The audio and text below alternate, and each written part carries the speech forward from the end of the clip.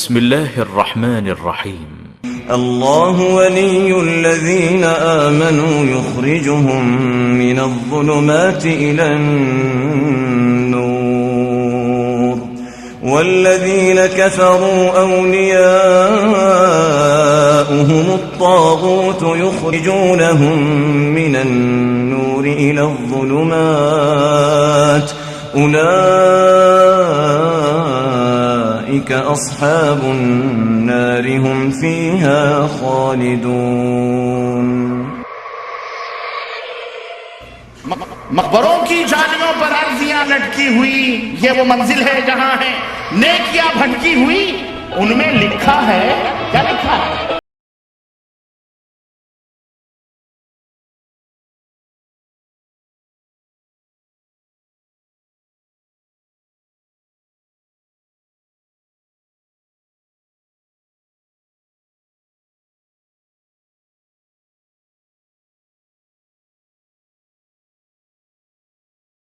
ربانی آج عرس کے بارے میں گفتگو فرمائیں گے کہ اس کی حقیقت کیا ہے. سب سے بڑی پریشانی یہ تھی کہ آپ عرس کا نقشہ کھینچو گے کیسے؟ ہمیں کھینچنے کے نانی کے آگے ننیحال کا تذکرہ، ہم سے پوچھو نانی کا تذکرہ کیسے ہوتا ہے؟ ننیحال میں ہم رہنے والے یہاں تو کر کر کے نکلے ہیں محاسبے. یہ قریب میں ان مجالس کی رونق ہوا کرتے تھے. عرس عاقل صاحب دیوبند کے، ان کو تکلیف ہوتی ہوگی لیکن توبہ کر کے آ گئے ہیں ادھر. نواز کے چاہنے والوں کا یہ ہجوم اپنے خواجہ کے قدموں میں سلام عقیدت پیش کرنے کے لیے جا رہا ہے. فَسَيَرَى اخْتِلَافًا كَثِيرًا. تو ان قریب. الرحمن الرحیم. الحمدللہ رب العالمین والصلاة والسلام علی اشرف الانبیاء والمرسلین نبینا محمد وعلی آلہ وصحبہ اجمعین. قال اللہ تعالی يا أيها الذين آمنوا اتقوا الله حق تقاته ولا تموتن إلا وأنتم مسلمون واعتصموا بحبل الله جميعا ولا تفرقوا واذكروا نعمة الله عليكم إذ كنتم أعداء فألف بين قلوبكم فأصبحتم بنعمته إخوانا وكنتم على شفا حفرة من النار فأنقذكم منها كذلك يبين الله لكم آياته لعلكم تهتدون. معزز علماء کرام، بزرگوں، دوستوں، السلام علیکم ورحمۃ اللہ وبرکاتہ. جدہ دعویٰ سینٹر حی السلامہ اور دعویٰ سینٹر برائے اسلامی بندرگاہ جدہ کے ذمہ داران کی جانب سے آپ کا بھائی محمد عاقل اس جی سی سی کمپاؤنڈ کی اس مسجد میں آپ کا سب کا خیر مقدم کرتا ہے، خوش آمدید کرتا ہے. اللہ رب العالمین ہمارے اس جمع ہونے کو شرف قبولیت عطا فرمائے، ہمارے علم و عمل میں اضافے کا ذریعہ بنائے اور ہمارے اس مجلس پر اپنی رحمتوں کا نزول فرمائے. آمین یا رب العالمین. حضرات اعلانات کے ذریعے آپ تک یہ اطلاع پہنچا دی گئی ہے کہ آج اس جلسہ عام کا آغاز فضیلت الشیخ عبدالواحد اعوان کی تقریر سے ہوگا. اس کے بعد شیخ یاسر الجابری کا خطاب ہوگا. پھر اس کے بعد مغرب سے پہلے چائے اور بسکٹس وغیرہ پیش کیے جائیں گے ریفریشمنٹ کے طور پر. مغرب کی نماز پڑھیں گے اور پھر انشاءاللہ تعالی مغرب سے عشاء کے درمیان فضیلت شیخ معراج ربانی خطاب فرمائیں گے اور اس کے بعد طعام اور اس کے بعد انشاءاللہ تعالی یہاں سے ہم لوگ رخصت ہوں گے. بہت سے لوگ ہیں جو کہ ان کا تعاقب کرتے ہیں، ان کی عوام الناس کی اصلاح کے لیے کھڑے ہوتے ہیں، لیکن کچھ لوگ ایسے ہوا کرتے ہیں جو کہ ان مجلسوں کی رونق ہوا کرتے تھے کسی زمانے میں. فضیلت شیخ معراج ربانی آج عرس کے بارے میں گفتگو فرمائیں گے کہ اس کی حقیقت کیا ہے. اور یہ فضیلت شیخ معراج ربانی چونکہ ماضی قریب میں ان مجالس کی رونق ہوا کرتے تھے، عرس کی روح سمجھ جاتے تھے، اللہ رب العالمین نے شیخ کو ہدایت سے نواز دیا، اور اللہ رب العالمین نے ہمارے لیے شیخ کو ایک ایسا داعی اور ایک ایسا دعوت دینے والا ہمیں میں سے کھڑا کر دیا کہ جس کی آواز سے لاکھوں لوگ الحمدللہ سن کر توبہ کر رہے ہیں۔ عرس کے عنوان پر فضیلت شیخ معراج ربانی آج خطاب فرمانے جا رہے ہیں۔ اللہ رب العالمین سے دعا ہے کہ فضیلت شیخ کی اللہ تعالی حفاظت فرمائے۔ اور السلام علیکم ورحمۃ اللہ وبرکاتہ۔ الحمدللہ نحمده ونستعینه ونستغفره ونؤمن به ونتوکل علیہ ونعوذ باللہ من شرور انفسنا ومن سیئات اعمالنا من يهده الله فلا مضل له ومن يضلل فلا هادي له واشهد ان لا اله الا الله واشهد ان محمدا عبده ورسوله اما بعد فان خير الحديث كتاب الله وخير الهدي هدي محمد صلى الله عليه وسلم وشر الامور محدثاتها وكل محدثة بدعة وكل محدثة بدعة وكل محدثة بدعة وكل بدعة ضلالة وكل ضلالة وكل بدعة ضلالة وكل بدعة ضلالة وكل ضلالة في النار. قال الله تبارك وتعالى في كلامه المجيد: أعوذ بالله السميع العليم من الشيطان الرجيم، بسم الله الرحمن الرحيم. يا أيها الذين آمنوا أطيعوا الله وأطيعوا الرسول ولا تبطلوا أعمالكم. وقال تعالى في موضع آخر: قل إن كنتم تحبون الله فاتبعوني يحببكم الله. قل إن كنتم تحبون الله فاتبعوني يحببكم الله ويغفر لكم ذنوبكم والله غفور رحيم. وقال تعالى في موضع آخر: من يشاقق الرسول من بعد ما تبين له الهدى ويتبع غير سبيل المؤمنين نوله ما تولى ونصله جهنم وساءت مصيرا. وقال النبي صلى الله عليه وسلم: من أحدث في أمرنا هذا ما ليس منه فهو رد. اللهم صل على محمد وعلى آل محمد كما صليت على إبراهيم وعلى آل إبراهيم إنك حميد مجيد. اللهم بارك على محمد وعلى آل محمد كما باركت على إبراهيم وعلى آل إبراهيم إنك حميد مجيد.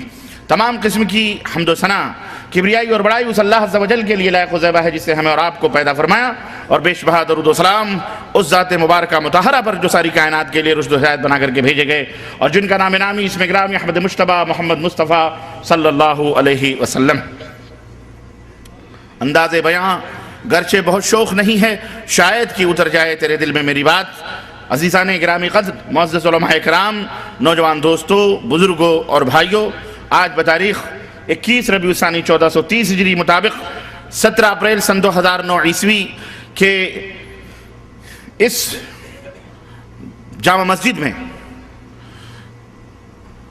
جو اجلاس منعقد ہوا ہے، جدہ دعویٰ سینٹر حی السلامہ اور سی پورٹ دعویٰ سینٹر جدہ کے تعاون سے، اس میں جس موضوع پر میں آپ حضرات کی خدمت میں کچھ گزارشات اس مختصر سے لمحے میں، مختصر سے وقت میں لے کر کے حاضر ہوا ہوں، وہ موضوع ہے عرس کیا ہے، عرس کی حقیقت کیا ہے، عرس کس کو کہتے ہیں، اس کے اوپر جو شکوک اور شبہات ہیں، عرس کرنے والوں کے جو دلائل ہیں، جو براہین ہیں، اور جس انداز سے انہوں نے عرس کے جواز کے لیے فتوے دیے ہیں۔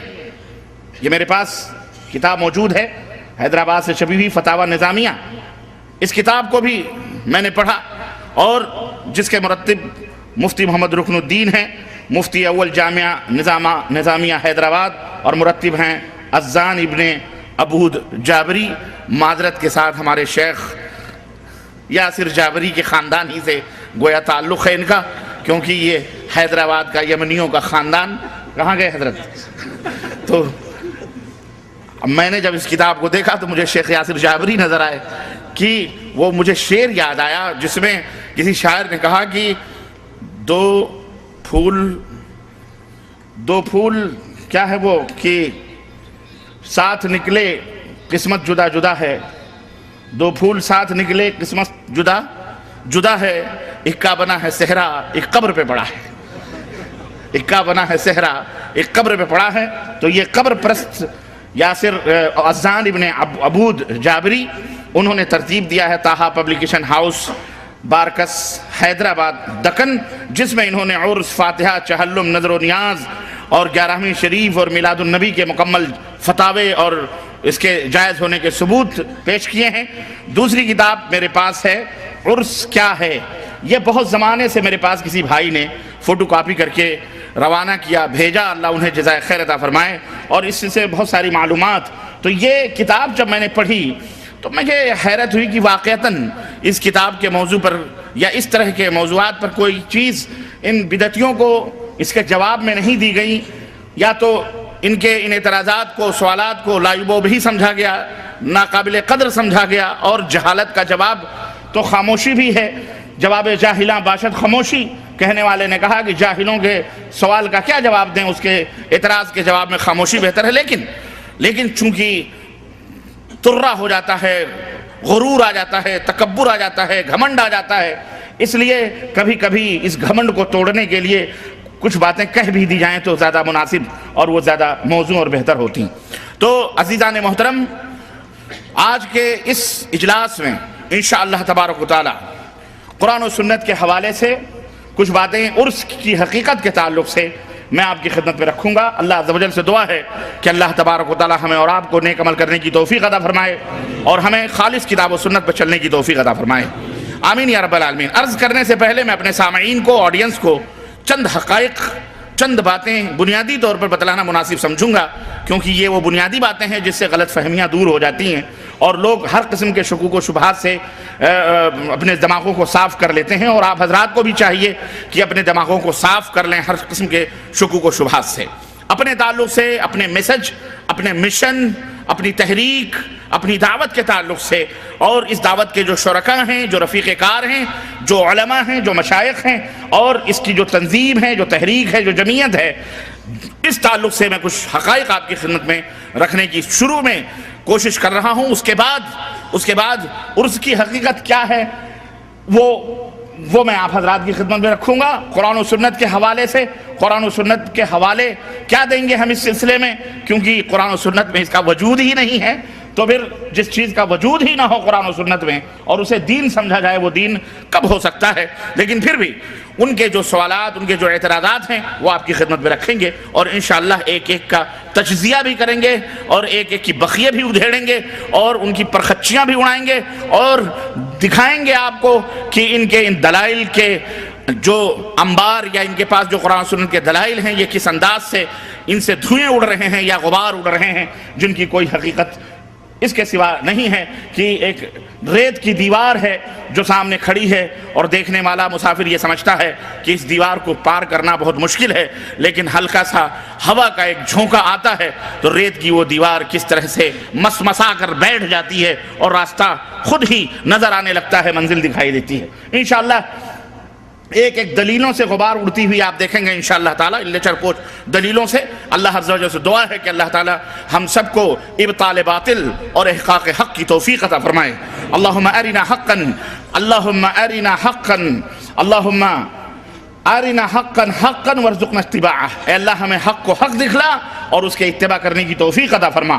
وَأَرِنَا بَاطِلًا وَأَرِنَا الْبَاطِلَ بَاطِلًا وَارْزُقْنَا اجْتِنَابَهُ، اور اے اللہ ہمیں باطل کو باطل بتلا، دکھلا، اور اس سے پرہیز کرنے کی توفیق عطا فرما، آمین یا رب العالمین۔ چند باتیں بنیادی طور پر، وقت بہت کم ہے اس لیے آپ جلدی جلدی سمجھنے کی کوشش کریں، میرے پاس اتنا ٹائم نہیں ہے، کیونکہ مغرب اور عشاء کے درمیان کا جو وقت ہوتا ہے بہت شارٹ ہوتا ہے، اور معذرت کے ساتھ اگر 10-5 منٹ تھوڑی اگر تاخیر ہو جائے منتظمین سے تو میں گزارش کروں گا کہ تھوڑی سی تاخیر 10-15 منٹ کر لیں، اس کے بعد انشاءاللہ جماعت کھڑی ہو جائے گی، نماز ادا کر لیں گے، بیچ میں ڈسٹرب نہ کریں پلیز۔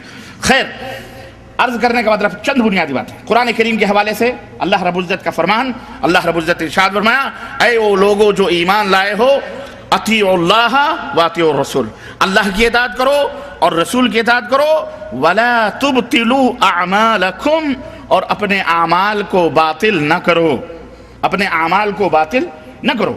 مفسرین نے، تفسیر کرنے والوں، صحابہ، تابعین، تبع تابعین، محدثین، سب اس بات پر متفق ہیں کہ اللہ کی اطاعت کرنا فرض ہے، رسول اللہ صلی اللہ علیہ وسلم کی اطاعت کرنا فرض ہے۔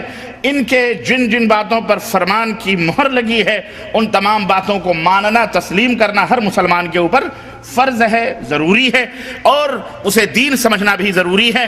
البتہ جن باتوں پر قرآن اور سنت کی مہر نہیں لگی ہے، اسے دین سمجھنا یہ بدعت ہے، ضلالت ہے، گمراہی۔ اور وہ باطل ہے. وہ کیا ہے؟ وہ جھوٹ ہے، باطل ہے، کچڑا ہے، گندگی ہے. اس سے پرہیز کرنے کی ضرورت ہے.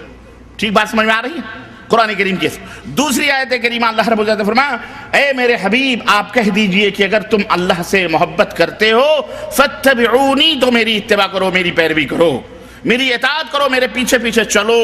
یحببکم اللہ، اللہ کے تم ولی بن جاؤ گے. اللہ تم سے محبت کرنے لگے گا، اللہ تم سے محبت کرے گا. اور اس کا ثمرہ، اس کا پھل، اس کا نتیجہ، اس کا بدلہ کیا ہوگا؟ وَيَغْفِرْ لَكُمْ ذُنُوبَكُمْ، اللہ تمہارے گناہوں کو معاف فرما دے گا. کتنی بڑی دولت ہے، اللہ تمہارے گناہوں کو معاف فرما دے گا. واللہ غفور الرحیم، اور یاد رکھو اللہ بہت بڑا معاف کرنے والا، رحم فرمانے والا ہے. تیسری آیت کریمہ جو میں پڑھی ہے، اللہ رب العزت نے فرمایا کہ اور سنو، جو لوگ من یشاقق الرسول من بعد ما تبین له الہدی، ہدایت آ جانے کے بعد، وضاحت آ جانے کے بعد، قرآن و سنت کے دلائل اور فرامین آ جانے کے بعد جو لوگ رسول کو ایذا پہنچاتے ہیں، تکلیف پہنچاتے ہیں، وَيَتَّبِعْ غَيْرَ سَبِيلِ الْمُؤْمِنِينَ، اور مومنوں کے راستوں کو چھوڑ کر کوئی اور راستہ اپناتے ہیں. اور یہ مومنین صادقین من الانصار والمہاجرین سب سے پہلے صحابہ اور تابعین، اور سب سے پہلے مومن حضرت محمد الرسول اللہ صلی اللہ علیہ وسلم، اور ان کے زمانے کے تابعین، ان کے زمانے کے صحابہ ابو بکر، عمر، فاروق، عثمان، صحابہ صحابیات 1,24,000 کم و بیش بعض روایتوں کے حساب سے. یہ سارے مومنین ہیں، یہ سارے مومنین ہیں، صادقین ہیں. کون ہیں یہ؟ صادقین ہیں جن کے بخشش کی اور جن سے راضی پر رضا رہنے کی خود قرآن کریم میں اللہ عز و جل نے شہادت دی ہے کہ رضی اللہ عنہم ورضوا عنہ، اللہ ان سے راضی ہے اور یہ اللہ سے راضی. یہ وہ جنتی گروہ ہے جو نبی کے زیر سایہ جنہوں نے تربیت پائی، جن کے دلوں کو، جن کے جسموں کو رب ذوالجلال نے خرید لیا تھا. کس لیے؟ پیغمبر اسلام حضرت محمد الرسول اللہ صلی اللہ علیہ وسلم کے نقش قدم پر چلنے کے لیے. یہ وہ نقش اول ہیں، یہ وہ لوح مشق ہیں. وحی اترتی تھی نبی پر، تجربہ ہوتا تھا صحابہ پر، تھا ایسا تھی نہیں تھا. وحی اترتی تھی محمد الرسول اللہ صلی اللہ علیہ وسلم پر، وَأَقِیمُوا الصَّلَاةَ وَآتُوا الزَّکَاةَ، نماز قائم کرو، زکوٰۃ ادا کرو. اور لوح مشق اور عملی طور پر حکم کس کو دیا جاتا تھا؟ صحابہ اکرام رضوان اللہ علیہ مجمعین پر، اور وہ پہلے نقش تھے. یہی ہے وَيَتَّبِعْ غَيْرَ سَبِيلِ الْمُؤْمِنِينَ، مومنوں کے راستوں کو چھوڑ کر کوئی اور راستہ اپنانا، کوئی اور راستے پر عمل کرنا. اللہ فرماتا ہے نُوَلِّهِ مَا تَوَلَّىٰ، اس نے جو راستہ اختیار کیا ہے نبی اور صحابہ کے راستوں کو چھوڑ کر، یا ان کے نقش قدم پر چلنے والوں کے راستوں کو چھوڑ کر اس نے جو دوسرا راستہ اختیار کیا ہے، اللہ فرماتا ہے ہم اسے اسی راہ پر چھوڑ دیں گے. وہ اسی راہ پر چلتا جائے گا، چلتا جائے گا. نُوَلِّهِ مَا تَوَلَّىٰ، جس راستے پر وہ چل رہا ہے. وَنُصْلِهِ جَهَنَّمْ، اور اسی راستے سے ہم اسے جہنم میں داخل کریں گے. وَسَاءَتْ مَصِيرًا، اور جہنم کتنا برا ٹھکانہ. اللہ ہم سب کو جہنم سے محفوظ رکھے، آمین یا رب العالمین. نبی کریم صلی اللہ علیہ وسلم نے فرمایا من احدث فی امرنا ھذا، ہمارے لائے ہوئے اس دین میں، اس حکم میں جو شخص کسی نئی بات کا اضافہ کرے فہو رد، تو وہ مردود ہے، وہ بات بھی مردود ہے اور وہ عمل کرنے والا بھی مردود ہے. صحیح بخاری کی روایت. میرے عزیزو، میرے دوستو، قرآن کریم کی یہ آیات اور ایک حدیث پاک کی روشنی سے واضح طور پر یہ معلوم ہوا کہ اللہ اور اس کے رسول کی باتوں پر عمل کرنا ہمارے لیے ضروری ہے، اور کسی کی باتوں کے اوپر عمل کرنا ہمارے لیے ضروری.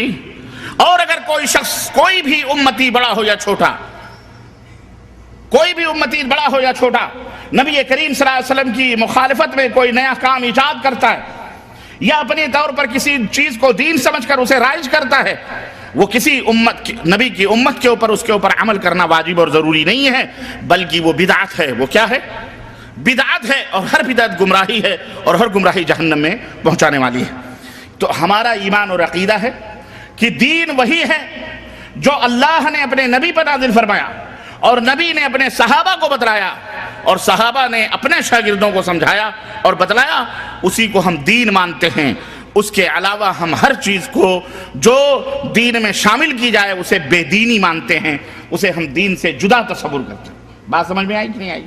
اب کوئی بھی عمل دنیا میں قیامت تک کے لیے اپنایا جائے، اس کے لیے ضروری ہے کہ وہ اپنے پس پشت قرآن کی دلیل، حدیث کی دلیل، صحابہ کرام رضوان اللہ علیہم اجمعین کی دلیل اس کے پاس ہونی چاہیے۔ علیکم بسنتی و سنت الخلفاء الراشدین المہدیین، تمہارے لیے میری سنت اور میرے خلفاء راشدین کی سنت کو لازم پکڑنا ضروری ہے۔ ایک بنیادی بات تو یہ ہے کہ ہماری دعوت کی اساس اور بنیاد اتباع پر ہے، توحید پر ہے، تقلید اور اندھی تقلید اور ہر ایک کے پیچھے دوڑنے کے اوپر نہیں۔ ہم اطاعت اور اتباع کے قائل ہیں، ہم تقلید کو حرام سمجھتے ہیں، تقلید کو ہم کیا سمجھتے ہیں؟ حرام سمجھتے ہیں، اندھی تقلید کو، کسی کے پیچھے دوڑنے کو بغیر دلیل اور بغیر ثبوت کے۔ دوسری بات یہ ایک بات ہے، دوسری بات یہ ذہن میں رکھیں کہ قرآن اور احادیث کی دلیل دے دینا کمال نہیں ہے، بلکہ قرآن اور احادیث کی دلیلوں کو اس انداز سے سمجھنا جس طرح سے ہمارے سلف نے سمجھا ہے، نبی کریم صلی اللہ علیہ وسلم نے جس طرح اپنے صحابہ کو سمجھایا ہے، صحابہ نے اپنے شاگردوں کو، اپنے اطاعت کرنے، اپنی پیروی کرنے والے، اپنے پیچھے آنے والے تابعین کو، تبع تابعین کو سمجھایا ہے، اسی طرح سے قرآن و حدیث کو سمجھا جائے گا۔ اب اس کے علاوہ جو سلف سے جس کی تفسیر یا جس کی تشریح ثابت نہیں ہوگی، صحابہ نے جس کے اوپر عمل نہ کیا ہوگا، تابعین نے جسے نہ اپنایا ہوگا، اسے ہم ماننے کے لیے تیار۔ قرآن اور احادیث میں کسی کو اجازت نہیں دیں گے کہ ہم اپنی طرف سے کوئی اپنے فہم، اپنی فکر، اپنے نظریہ یا اپنا عقیدہ اپنی مرضی سے کوئی بھی اختیار کرے، ہم اس کو ماننے کے لیے تیار نہیں ہیں، چاہے وہ اپنے بڑے سے بڑا کوئی عالم ہو، چاہے کوئی شیخ الحدیث ہو، چاہے کوئی بھی۔ البتہ کوئی بھی کوئی بات کہتا ہے کہ قرآن کریم کا یہ مفہوم ہے، ہم کہیں گے کہ ثابت کرو کہ سلف نے اس کو سمجھا ہے، سلف نے اسی طرح سے اس کو بتلایا، صحابہ اکرام رضوان اللہ علیہم اجمعین نے اسی کے مطابق اس کے اوپر عمل کیا ہے، ہمیں بتلاؤ، ہم تسلیم کرنے کے لیے تیار ہیں قرآن کے اس معنی کو، ورنہ ہم اس کو بازیچہ اطفال، بچوں کا کھلونا، کسی کے ہاتھ میں قرآن و حدیث کو اس طرح سے کھیلنے کے لیے دینے کے لیے تیار نہیں ہے۔ اگر یہ ہم مان لیں تو آج دیکھیں اس بات، اپنی منمانی قرآن اور حدیث کی تعویل اور تفسیر کرنے والوں کا کرنے کی وجہ سے جو نتائج آج امت میں پیدا ہوئے ہیں، 73 سے زائد فرقے امت میں پیدا ہو گئے، جس کو دیکھو نبی بن رہا ہے، جس کو دیکھو اپنے آپ کو ولی بن رہا ہے، جس کو دیکھو اپنے آپ کو پتہ نہیں کہاں کہاں پہنچا رہا ہے، اور لوگ جس کو دیکھو لوگوں کے بارے میں کیا کیا عقیدے اور کیا کیا خوشگپیاں رکھتے ہیں۔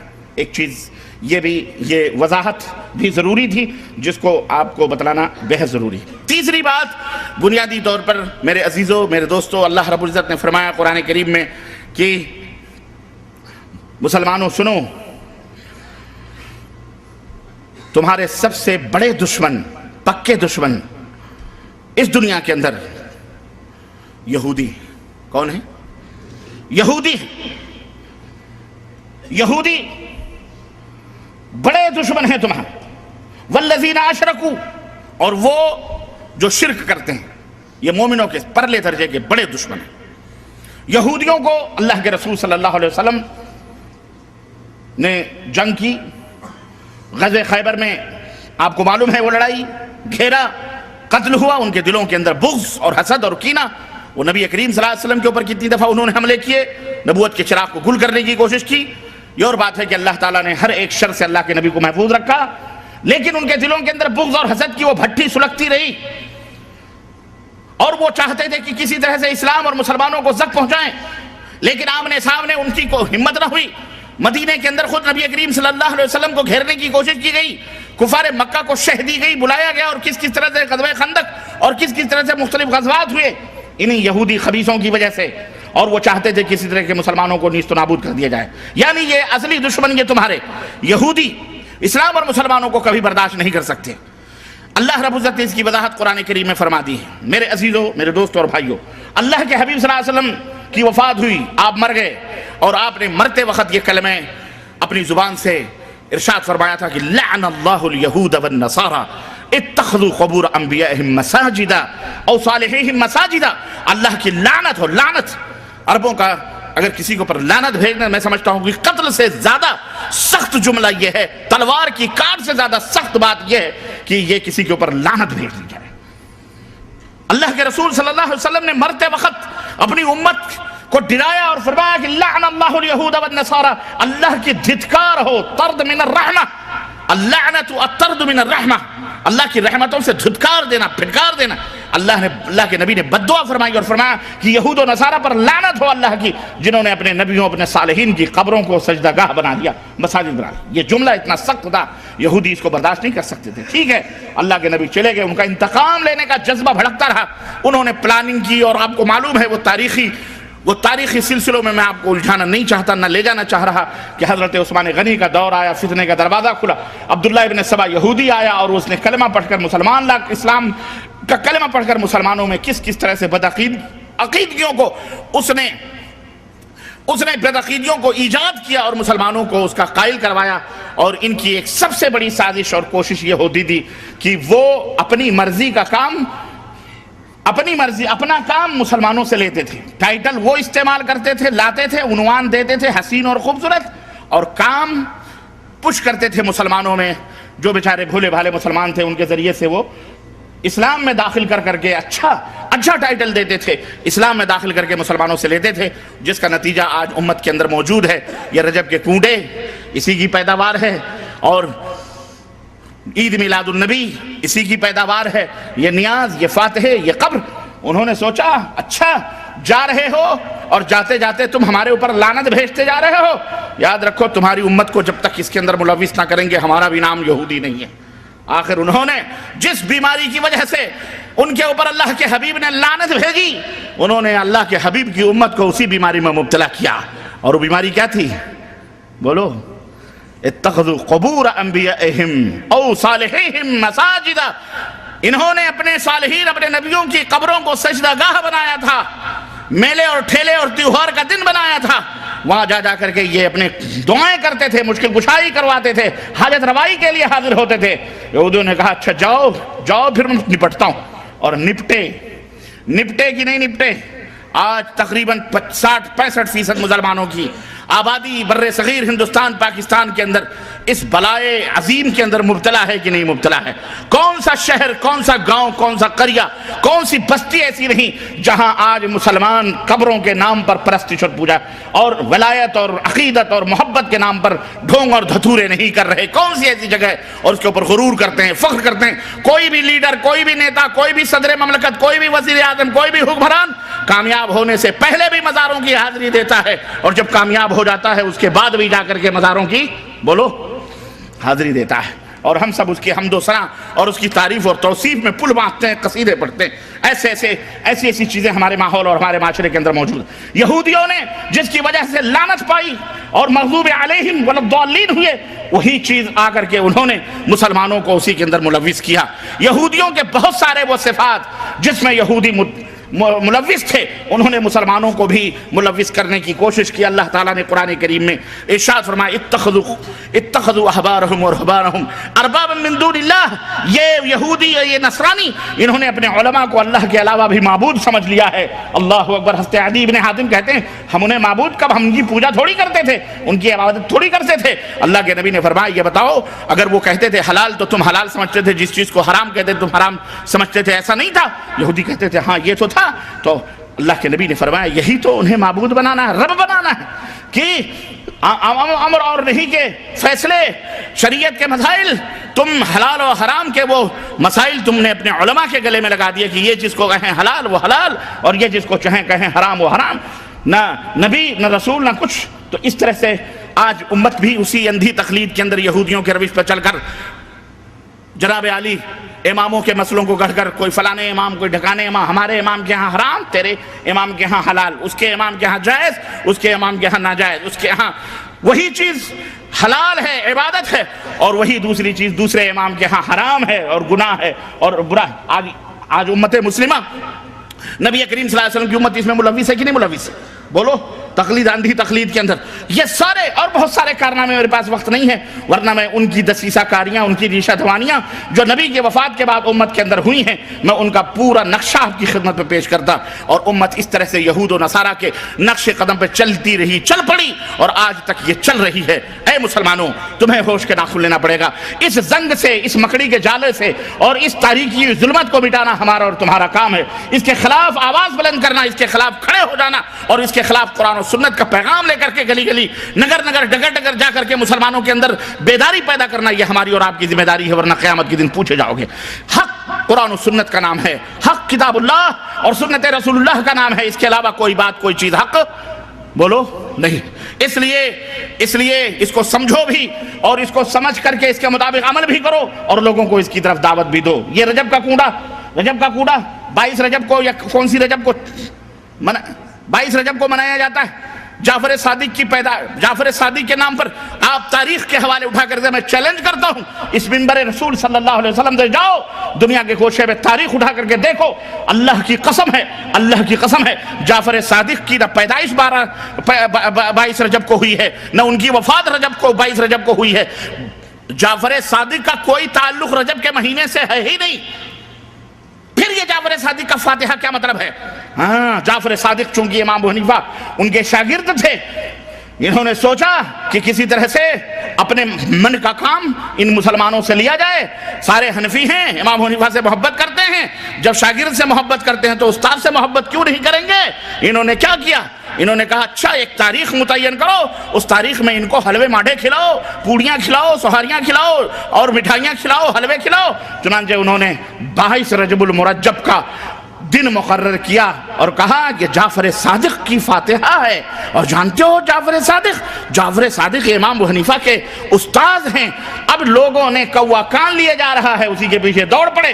انہوں نے یہ پتہ نہیں لگایا کہ جعفر صادق کی حقیقت کیا ہے. جس طرح پروفیسر آرنلڈ جو سابق پروفیسر تھا مسلم یونیورسٹی علی گڑھ کا، اس نے ایک بات کہہ دی، اس نے اپنی ایک کتاب میں ایک بات کہہ دی، اور وہ بات یہ تھی کہ خواجہ معین الدین چشتی اجمیری نے اسلام کو متعارف کروایا ہندوستان میں. اب اس نے مستشرق عالم تھا، نصرانی تھا اور مسلم یونیورسٹی علی گڑھ کا پروفیسر تھا. اب اس نے یہ بات کہہ دی. اب ہمارے ہندوستانی مولوی اس بات کو لے کے اڑ گئے. انہوں نے تحقیق ہی نہیں کی کہ آخر اجمیری صاحب آئے کب ہندوستان، پیدا کب ہوئے، مرے کب. اب جناب عالی بڑے بڑے حکیم الامت بھی لکھتے جا رہے ہیں، بڑے بڑے تنظیموں اور تحریکوں کے لیڈر بھی لکھتے جا رہے ہیں. ابو الحسن ندوی صاحب جو بہت بڑے مولانا تھے، انتقال کر گئے، وہ بھی اپنی کتاب میں تاریخ دعوت و عزیمت میں یہی لکھ رہے ہیں کہ مشائخ چشت نے ہندوستان میں اسلام کو متعارف کروایا. استغفر اللہ. اور یہی نہیں بلکہ ایک بہت بڑے تحریک کے بانی مولانا مودودی صاحب ہیں، انہوں نے بھی اپنی کتاب کے اندر لکھ مارا کہ جو ہے پروفیسر آرنلڈ فرماتے ہیں کہ خواجہ معین الدین چشتی اجمیری نے اسلام کو ہندوستان. اب جب اتنے بڑے بڑے لیڈران دین زچ کھا سکتے ہیں، غوطہ زنی خرافات میں کر سکتے ہیں، تو لوگ جو عوام الناس ہیں بیچارے، ان کا تو مبلغ علم کیا ہے آپ خود اندازہ لگا سکتے ہیں. چنانچہ ہمارے بر صغیر میں مشہور ہو گیا کہ جناب علی خواجہ صاحب لائے ہیں، خواجہ صاحب دین کو لائے ہیں ہندوستان میں. ہند کے راجہ کون ہیں؟ بولو، ہند کے راجہ کون ہیں؟ معین الدین چشتی اجمیری لائے ہیں. اب صاحب دیکھو، صاحب وہی رٹ رہے ہیں کہ نہیں رٹ رہے؟ خواجہ صاحب نے 600 برس چھٹ اسلام کے 600 برس کے بعد خواجہ معین الدین چشتی اجمیری کہاں پیدا؟ سنجر میں پیدا ہو رہے ہیں. وہ جو افغانستان سے ادھر کا علاقہ ہے ماورا النہر کا، پیدا وہاں ہو رہے ہیں. کہاں سے ٹھوکریں اوکریں کھاتے کھواتے مجاوری کرتے ہوئے، قبر پوجتے ہوئے داتا گنج حجویری کے مزار پر 3 سال تک مراقبہ اور پتہ نہیں خرافات اور جھاڑو کشی کرتے کیسے وہ اجمیر پہنچے، جو راجاؤں اور ٹھاکروں کا دیش تھا جسے راجستھان کہتے ہیں، اجمیر کے. اور وہاں پہنچ کر کے انہوں نے اپنے 600 یعنی 600 برس تک اسلام ہندوستان میں آئے نہیں. کسی کو یہ سوچنے کی نوبت نہیں ملی کہ محمد ابن قاسم رحمت اللہ علیہ 93 ہجری میں سندھ کے دروازے کھٹکھٹا رہے تھے اپنی 12,000 فوجوں کو لے کر، جو محدثین کی علماء ربانیین کی ٹیم تھی.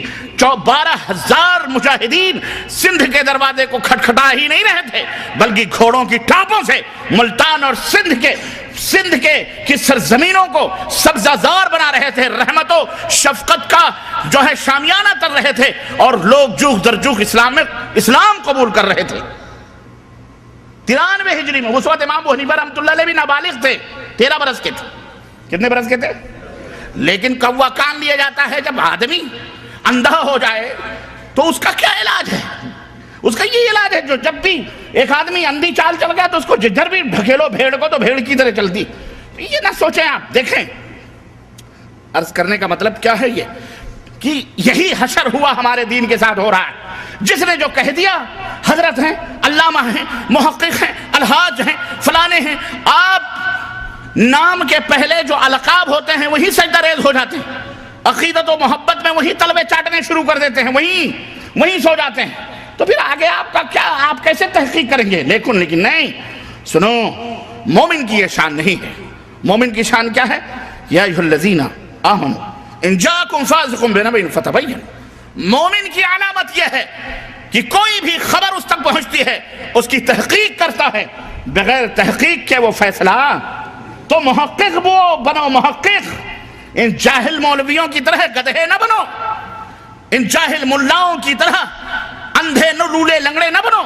یہ تو خود ہی اندھا مقلد. اندھا کیا نابینا, کیا بینا والوں کی رہنمائی کرے گا؟ اندھے خود ہیں. جس طرح کنویں میں جا رہے ہیں سب کو کنویں میں ڈھکیل رہے ہیں. اللہ کے لیے میرے عزیزو سدھرنے کی کوشش کرو. یہودیوں نے سوچا ان کو کسی نہ کسی سے برباد کرنا, اور مسلسل چالو ہے بربادی. یہ نسل کشی تو آج کچھ 50-60 سال سے فلسطین کی سرزمین پر وہ کر رہے ہیں. اس سے پہلے وہ آگ اور زہر ہمارے درمیان ڈال چکے ہیں, اور یہ اب مار رہے ہیں. کیوں؟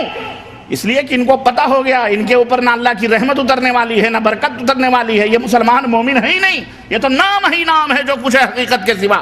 ان کے پاس کوئی دین ان نہیں رہا. وہ دین تو کب کا,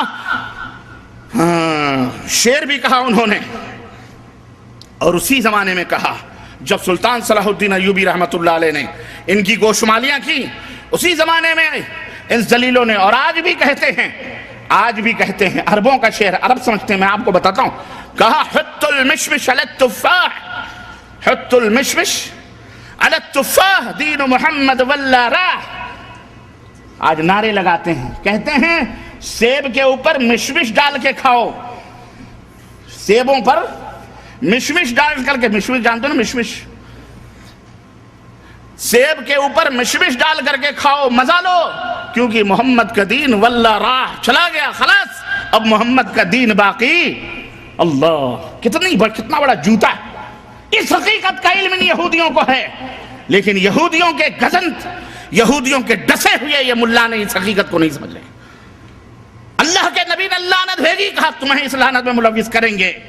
اللہ کے نبی, اللہ نے قرآن میں کہا کہ انہوں نے اپنے مولویوں کو رب کا درجہ دیا ہوا, کہا چلو تمہیں بھی ہم عقیدت و محبت کے نام پر رب کا درجہ دیا ہوا.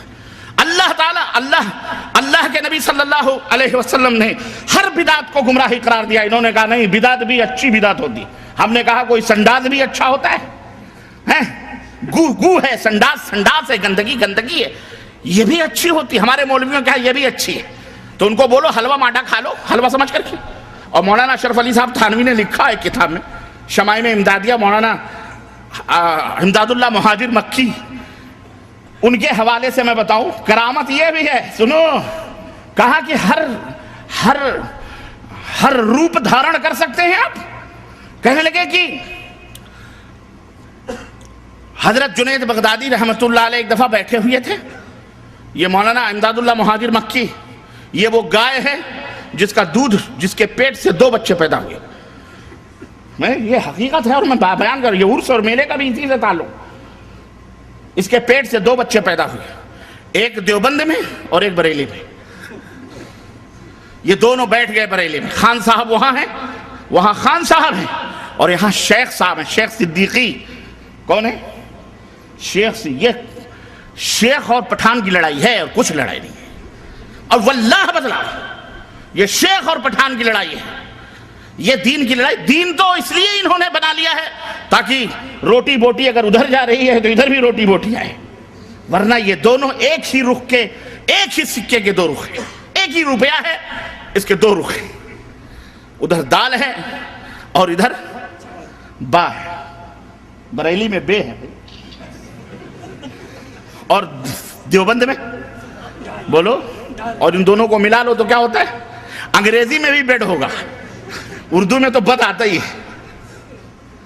عاقل صاحب دیوبند کے, ان کو تکلیف ہوتی ہوگی لیکن توبہ کر کے آ گئے ہیں ادھر, مکہ مدینہ آ گئے ہیں.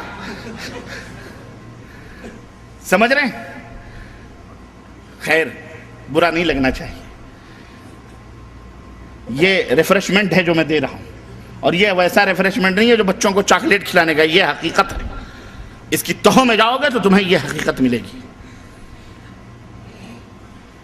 تو حاجی امداد اللہ مہاجر مکی فرماتے ہیں کہ جنید وقت, اگر میں وقت کا نام لوں تو ہمارا ایک بھائی اس میں بیٹھا ہوا ہے, اس کا دل کٹ جائے گا. وہ کہے گا میں پہلے کہتا تھا کہ عصر بعد سے پروگرام تم لو, لیکن تم نے مغرب بعد سے پروگرام رکھا ہے. خیر یار, آپ زندہ ہیں, میں زندہ ہوں, تو انشاءاللہ صحبتیں بڑھتی رہیں گی انشاءاللہ, ہے کہ نہیں؟ جلدی کی کیا ضرورت ہے کہ نہیں؟ دین کو سمجھنا 23 سال میں اللہ کے نبی نے اسلام کو سمجھایا ہے. کتنے سال میں؟ 23 سال میں. اور یہاں ہم 23 سال میں جب سمجھنے والے ہوتے ہیں تو ٹپک جاتے ہیں. ارے بچپن کا 23 سال تک تو بچے ہی رہتے ہیں, 30 سال تک. اس کے بعد 23 سال کتنے ہو گئے؟ 53-60 تک پہنچتے پہنچتے تو دانت ٹوٹ جاتے ہیں. آپ کس چکر میں پڑے ہوئے ہیں؟ عقل بڈھی ہو جاتی ہے. تو جب سمجھنے کا وقت ہوتا ہے تب عقل بوڑھی ہو جاتی ہے, اور جب عقل بوڑھی ہو جاتی ہے تو اس کے دماغ میں کچھ نہیں آتا ہے. کہتے ہیں کہ جنید بغدادی رحمت اللہ علیہ بیٹھے ہوئے تھے, اتفاق سے سامنے اور جلال میں تھے, ایک کتا گزرا. آپ نے اسے گھور کے دیکھا, پورے انوار منتقل ہو گئے ادھر. اب تھوڑی دیر گزری تھی کہ اس کتے کے پیچھے 50 کتے. وہ کتا جا کے کسی میدان میں کنڈلی مار کے منہ لپیٹ کے بیٹھ گیا. اب حضرت فرماتے ہیں کہ اس کے چاروں طرف ہم نے دیکھا کہ سارے کتے بیٹھے ہوئے ہیں بالکل مراقبے میں. کہنے لگے یہ کیا ماجرا ہے؟ کہا حضرت نے کتے کو دیکھا, وہ کتا ولی ہو گیا. اب اس کتے نے جس کتے کو دیکھا وہ سارے ولی ہو گئے. تو اور اللہ کی قسم بتلا رہا ہوں, طاہر القادری اس زمانے کا ایک بہت بڑا دجال ہے. نام لینا میں مناسب نہیں سمجھتا ہوں, لیکن جو خود ہی متعارف ہوں ان کو کیا, ان کے اوپر کیا ہے نام لینے. اس نے اپنی ایک تقریر میرے پاس موجود ہے, اس میں اس نے یہ کہا ہے کہ ایک بزرگ گئے جب مدینہ, تو دور ہی سے روتے روتے فضائل بیان کر رہا ان حضرت کے درگاہ, تو دیکھا کہ سائے گنبد خضرا میں ملگجے اندھیرے میں چند کتے بیٹھے ہوئے تھے. تو حضرت بھی, چند کتے بیٹھے تھے تو حضرت بھی جا کے آلتی پالتی مار کر ان کتوں میں بیٹھ گئے. اور کہتا ہے میں تو حضور کے دربار کا کتا نہیں, کترا ہوں, کترا. کتے کی بھی تصغیر کترا. کہتا ہے میں تو کترا ہوں, کترا حضرت کے چوکھٹ کا. حضرت جا کر کے اس کتے میں بیٹھ گئے, لیکن وہ کتے بھاگے نہیں. کیوں؟ وہ معمولی کتے تھوڑی تھے, وہ کتے ہوتے تو نہ بھاگتے. نبی کے گنبد خضرا میں سائے میں آرام.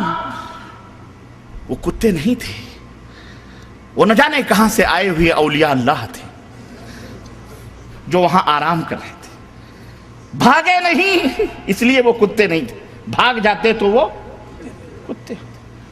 ہم نے کہا تو اپنے بزرگوں کو کتا کہہ لے, تو کتا, تیرا باپ کتا, ابن الکتا, کتے کا کتا کتا ہی ہوتا ہے. تو مومنوں کو کتا نہ کہہ, یہ کتے کی نسل ہوگی اس لیے کتے. اسلام میں کوئی مسلمان کتا نہیں ہوتا, کتے کتے ہوتے ہیں, اس لیے ان کی زبانوں سے بھی وہی کتے والی بات نکلتی ہے. میں کہتا ہوں تو کہتے ہیں ربانی کتا کہتا ہے. میں کیوں, میرے باپ کو کیا پڑی کسی کو کتا کہنے کی؟ وہ خود ہی اپنے آپ کو کتا کہتا ہے. جو خود ہی اپنے سر پہ جوتا مارے اس کو جوتا مارنے کیا فائدہ؟ وہ اللہ نے زندگی میں لعنت رکھی ہوئی, تو آپ اس کو لعنت کر کے کیا پاؤ گے؟ عرض کرنے کا مطلب یہ ہے, اس طرح سے ایک بزرگ تھے, کہا حضور آپ کیسے کتا بن جاتے ہیں اور کیسے انسان بن جاتے ہیں؟ اگر آپ کے پاس یہ کرامت ہے تو یہ حلوہ رکھا ہے نا، اور یہ پیخانہ رکھا ہوا ہے، آپ انسان ہیں کیسے کھا سکتے ہیں؟ اس نے حلوہ اٹھا کے کھا لیا، کہا میں انسان ہوں، اور تھوڑی دیر میں سنڈاس بھی کھا لیا کہ دیکھو میں حیوان بن گیا، کتا بن گیا تو سنڈاس بھی کھا سکتا ہوں۔ تو کہا انسان بن کر کے حلوہ کھا لیا اور کتا بن کر کے سنڈاس کھا لیا، دونوں ہو گیا۔ تو یہ عرض کرنے کا مطلب یہ ہے کہ یہ وہ گائے ہے۔ امداد اللہ مہاجر مکی آئیں گے، عرس مناتے ہیں، میلے مناتے، سب کچھ جائز قرار دیا انہوں نے، لیکن ان کے پیٹ سے 2 نسلیں نکلیں، ایک نے دیوبند میں اپنا ڈیرا ڈالا اور ایک نے بریلی میں۔ یہ سب کے پیر روح رواں ہیں۔ عرض کرنے کا مطلب یہ ہے کہ یہودیوں نے ہمیں کہاں کہاں یہ 22 رجب المرجب امام ابو حنیفہ کے استاذ امام جعفر صادق جن کے نام کی فقہ بھی بنی ہے، فقہ جعفریہ، استاد کی فقہ نہیں مانتے، شاگرد کی فقہ لے کے چلتے ہو، نہیں سمجھ آئی؟ اور بیچارے وہ شاگرد اپنے امام کے لیے، استاد کے لیے لڑتے ہیں کہ فقہ جعفریہ نافذ کرو، لڑتے کیوں فقہ جعفریہ؟ استاد کی کیوں مخالفت کرتے ہو بھائی؟ نہیں کرنی چاہیے، لیکن بہرحال چونکہ اپنا مفاد وابستہ ہے، مصلحت ہے، اس لیے لڑتے ہیں، لیکن ہیں سب ایک چٹے بٹے۔ عرض کرنے کا مطلب یہ ہے کہ امام جعفر صادق کا نہ 22 رجب کی پیدائش ہوئی، نہ موت ہوئی، نہ کچھ کوئی رشتہ اور تعلق نہیں۔ پھر کیا ہے؟ مناسب رہے رجب کے کنڈے، فاتحے دنا دن ہو رہے ہیں، گوشت تک نہیں بنتے، اس دن باقاعدہ پاک صاف گھر کیا جاتا ہے۔ یہ وجہ کیا ہے؟ اصل بات یہ ہے، پردہ اٹھا دوں میں؟ ہاں، اصل مسئلہ کیا ہے کہ 22 رجب وہ عظیم الشان تاریخ ہے، سب کو پتا ہے، لیکن یہودیوں کو پتا ہے، مسلمانوں کو نہیں پتا ہے۔ جس عظیم الشان تاریخ کو ایک عظیم رہنما، وحی کا لکھنے والا، نبی کریم صلی اللہ علیہ وسلم کا اپنی زبان میں کہہ لیں تو سالہ، جس کی بہن ام حبیبہ نبی کریم صلی اللہ علیہ وسلم کی زوجیت میں، جس کا باپ بھی صحابی، جس کا باپ بھی صحابی، وہ خود بھی صحابی، 20 برس تک جس نے پوری اسلامی سلطنت میں بلا شرکت غیر حکمرانی کی ہے، اور جس کی حکمرانی کے دن سونے کے پنوں پہ لکھنے لائق 22 رجب المرجب کو وہ مبارک ہستی جو نبی کے وحی کو لکھا کرتی تھی، کاتب وحی، صحابی رسول کا بیٹا، عظیم جرنیل اور کرنیل کا بیٹا، خود بھی جرنیل، اس کا بیٹا بھی جرنیل، خود بھی 22 رجب المرجب کو وہ حادثہ سانحہ ہوا، وہ حادثہ فاجعہ ہوا، جس دن اس شخص کی وفات ہوتی ہے اور وہ اس دنیا کو الوداع کہہ کر کے اللہ مالک حقیقی سے جا کے ملتا ہے۔ 22 رجب کی تاریخ وہ رجب تاریخ تھی جس نے یہودیوں کے چھکے چھڑائے تھے، جس نے یہودیوں کے دانتوں سے پسینے نکلوائے تھے۔ وہ تھے کون معلوم ہے؟ سیدنا امیر المومنین معاویہ ابن ابی سفیان رضی اللہ تعالی، زور سے کہو رضی اللہ تعالی، زور سے کہو رضی اللہ تعالی عنہما، تاکہ دشمنان کو چرکے چلیں، سینوں پر چرکے چلیں، ان کے یہودیوں کو بھی چرکے چلیں۔ اور یہودیوں کو کیا نسبت ہے؟ لیکن انہوں نے جو ذریتیں چھوڑی ہیں، اپنی اولاد، جو امیر معاویہ کو گالیاں دیتے ہیں، ان کے بیٹوں کو گالیاں دیتے ہیں، ان کے سینوں کے اوپر چرکے چلائیں۔ وہ اپنے آپ کو مسلمان بھی کہتے ہیں۔ ہم کہتے ہیں جو صحابہ کو گالی دے، جو صحابہ کی توہین کرے، اس کا اسلام میں کوئی حصہ ہو سکتا ہے؟ یہ ہے 22 رجب، کہا عنوان دیا فاتحہ، اللہ رجب کے کنڈے بھرو، بزرگ امیر جعفر صادق کے فاتح۔ اس طرح سے تمہیں ہر میدان میں گمراہ کیا گیا، جو ولی نہیں اس کو ولی بنا دیا گیا۔ کھوتے شاہ، توتے شاہ، رنگیلے شاہ، برہنہ شاہ، گھوڑے شاہ۔ حیدرآباد میں اللہ کی قسم میں نے گھوڑے کی بھی خبر دیکھی ہے، بلکہ سراپا گھوڑا ہی بنا دیکھا۔ حیدرآبادیوں، ڈوب کے چلو بھر پانی میں مر جاؤ، غیرت ہونی چاہیے تمہیں۔ حد ہو گئی۔ ہو نکو نام جو قبروں کی تجارت کر کے کیا نہ بیچو گے جو مل جائیں صنم پتھر کی۔ استغفر اللہ، کون سی گلی! اور یہ نظامیہ، فتاوی نظامیہ، اہل حدیث لکھا ہوا، اہل حدیث یہ مرتد ہیں، کافر ہیں، دائرہ اسلام سے باہر ہے۔ دیکھیے فتویٰ آیا ہے جامعہ نظامیہ کا، یہ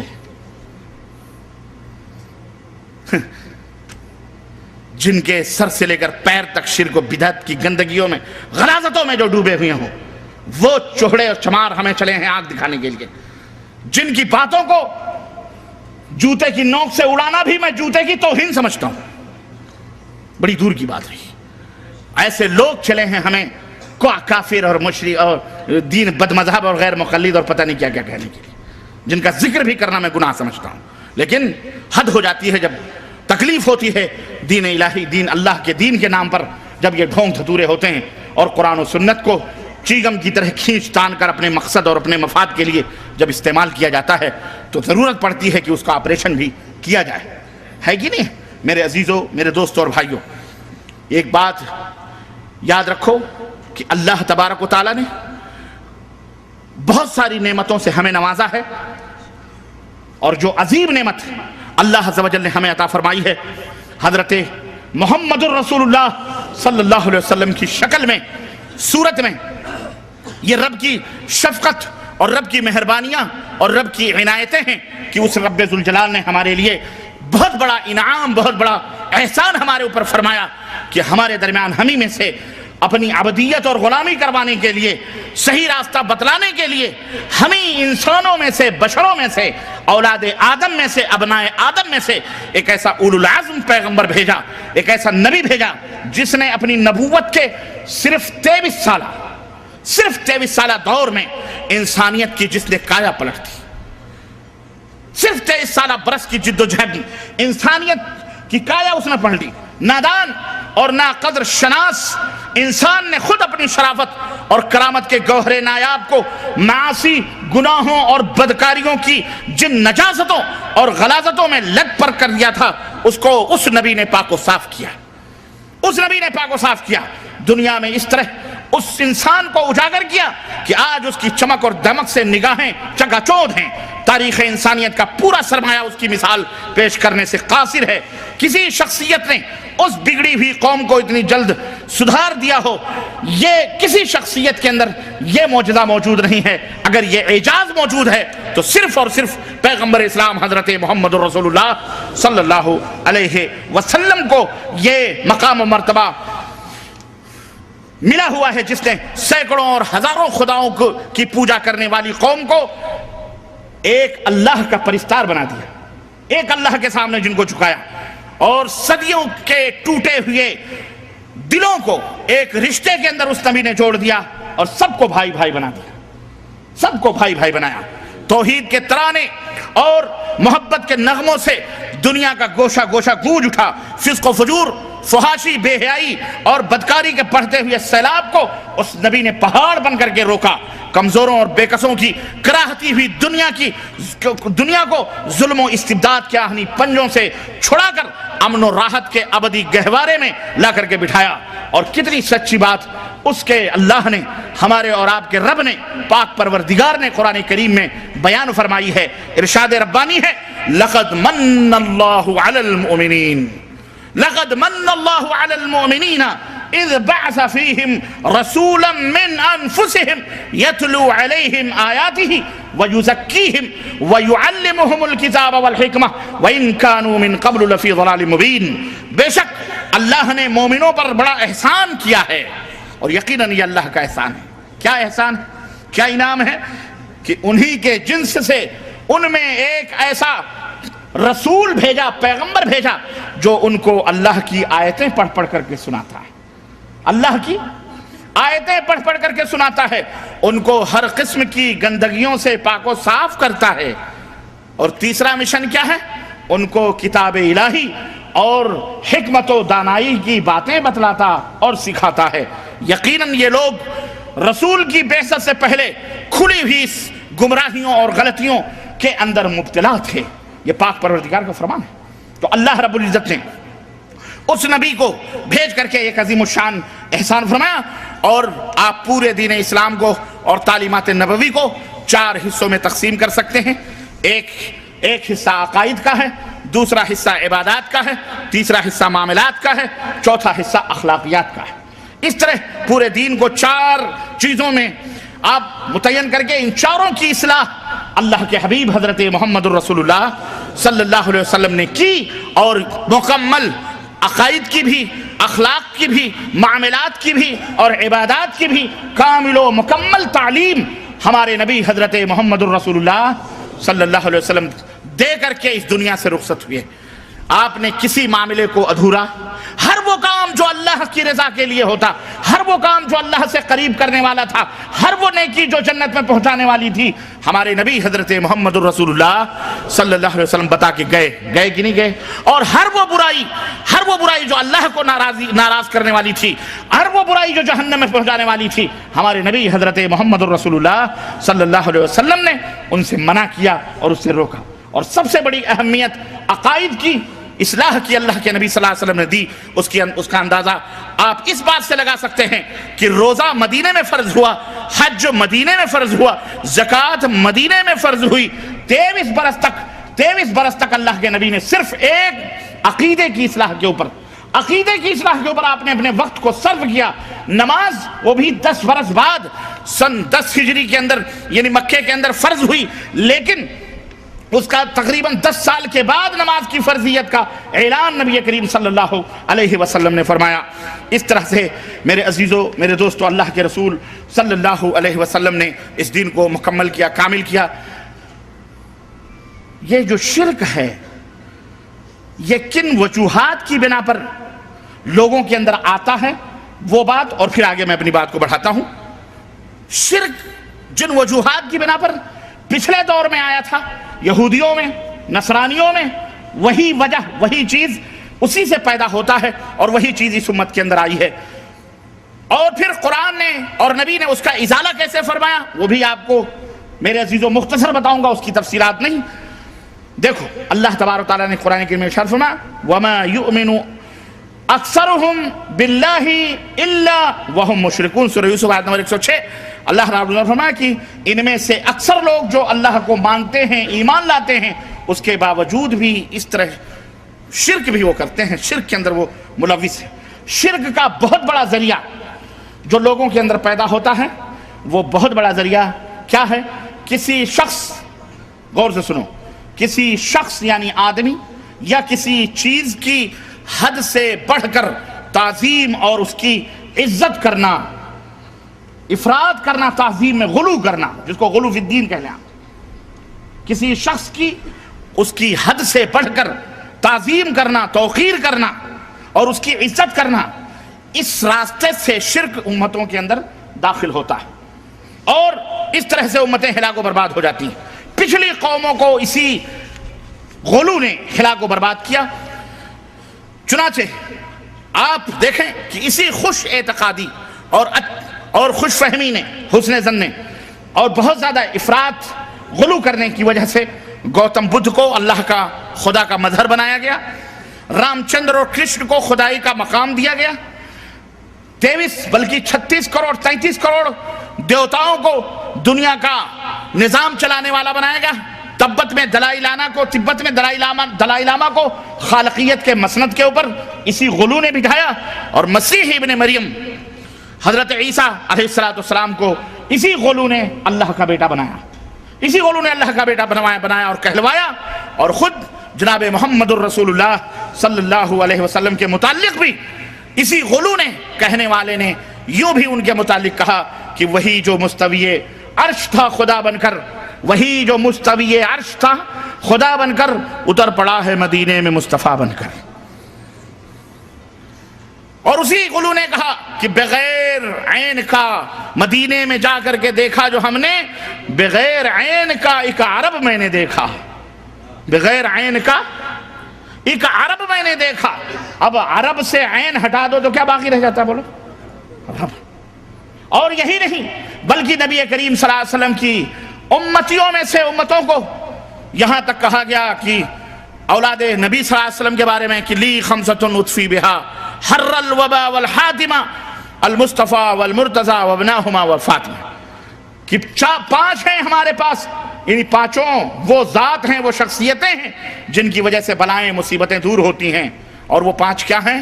المصطفیٰ محمد صلی اللہ علیہ وسلم، والمرتضیٰ حضرت علی رضی اللہ تعالیٰ عنہ، اور وابناہما ان کے دونوں بیٹے حسن اور حسین، والفاطمہ اور فاطمہ۔ یہ 5 پنجتن پاک کا تصور پیش کیا، انہیں بھی الوہیت کے مقام کے اوپر بٹھا دیا۔ اسی غلو نے آگے بڑھ کر کے یہ تمام سب کام کیا کہ آج دیکھیں کہ ہمارے یہاں کون سی درگاہ اور کون سا مزار اور کون سی قبر اور کون سا چلہ کون سا چبوترا ہے جو آباد نہیں ہے. مسجدیں ویران ہیں لیکن یہ تمام سب چیزیں آباد چل رہی ہیں. یہاں پر کسی شاعر نے بڑا اچھا نقشہ کھینچا ہے کہ عرس کیا ہے اور اس کی حقیقت کیا ہے، اس تعلق سے بڑا اچھا نقشہ کھینچا ہے. اجازت ہو تو میں آپ کی خدمت میں عرض کروں، وہ چند اشعار سماعت فرمائیں. اور عرس میں کیا ہو ہے یہ پورا نچوڑ اور پورا خلاصہ اس کے اندر بیان کیا ہے کہ ہر طرف خیمے لگے ہیں دور تک بازار ہے. ہر طرف خیمے لگے ہیں دور تک بازار ہے. ذرا عرس اور میلے میں شریک ہونے والوں ذرا اس منظر کشی کو اپنی نگاہوں میں رکھو. میں تو ڈوب کر کے نکلا ہوں وہاں سے، ہے نا. میں تو ڈوب کر کے اللہ نے مجھے کنارہ عطا فرمایا ہے. یہ اپنے مالک و مولا کا میں مشکور اور جو ہے اللہ رب العزت کا ممنون ہوں کہ جس سے مجھے یہ ہدایت کا ساحل نصیب فرمایا، ورنہ نہ جانے کتنے ڈوبکیاں کھا چکا ہوں میں وہاں بھی. بہرحال ہر طرف خیمے ہی خیمے، ہر طرف خیمے لگے ہیں دور تک بازار ہے. یہ نمائش ہے کوئی میلہ ہے یا تیوہار ہے؟ یہ نمائش ہے کوئی میلہ ہے یا تیوہار ہے یہ تقریب عقیدت. عرس ہے ایک پیر کا، کام کرتی ہے یہاں کی خاک بھی اکسیر کا. کام کرتی ہے یہاں کی خاک بھی اکسیر کا. ایک طوائف ہاں پریشان نہ ہو. ایک دفعہ نام نہیں لوں گا اس شہر کا، یو پی میں ہے، فیض آباد کے قریب. وہاں طوائفیں ناچتی ہیں. بہرائچ میں تو باقاعدے سٹے بٹے چلتے ہیں. پاکستان میں تو میرے پاس ویڈیو موجود ہے، اگر آپ کو میری کسی سی ڈی میں یا کسی کیسٹ میں وہ نظارے آئے ہیں آپ کو میں دکھاؤں. اعوذ باللہ استغفر اللہ. طوائفیں روپے کیا کیا نہیں ہوتا جی، کیا کیا نہیں ہوتا ہے. اب میرے منہ سے مت اگلواؤ، مجھے شرم آئے گی اگر میں بیان کروں. کیا کیا بدکاریاں زناکاریاں نہیں ہوتی، اور آنکھوں نے دیکھا ہے، کانوں نے سنا ہے. ہاں بچے نہیں ہوتے تو وہاں بچے مانگتے ہیں. اعوذ باللہ، میں نہیں چھیڑنا چاہتا، اتنا ہی کافی ہے. ایک طوائف گا رہی ہے سامنے درگاہ کے، ایک طوائف گا رہی ہے سامنے درگاہ کے، کیا مزے ہیں حضرت قبلہ سہاگن شاہ کے. ایک طوائف گا رہی ہے سامنے درگاہ کے، کیا مزے ہیں حضرت قبلہ سہاگن شاہ کے. عورتوں کی بھیڑ میں نظارہ ٹھوکر کھائے ہے، عورتوں کی بھیڑ میں نظارہ ٹھوکر کھائے ہے. اس ہجوم رنگ و بو میں کب خدا یاد آئے ہے، اس ہجوم رنگ و بو میں کب خدا یاد آئے ہے. مقبروں کی جالیوں پر عرضیاں لٹکی ہوئی، مقبروں کی جالیوں پر عرضیاں ہوتی کہ نہیں ہوتی. مقبرے تو مقبرے، وہ قرب و جوار کے پیڑ بھی بد شکل ہو جاتے ہیں. پیڑوں پر، درختوں پر، پتیوں پر جہاں چاہتے عورتیں ہیں. آمنوا توبوا إلى الله توبة نصوحا عسى ربكم أن يكفر عنكم سيئاتكم ويدخلكم جنات تجري من تحتها الأنهار يوم لا يخزي الله النبي والذين آمنوا معه نورهم يسعى بين أيديهم وبأيمانهم يقولون ربنا أتمم لنا نورنا واغفر لنا إنك على كل شيء قدير.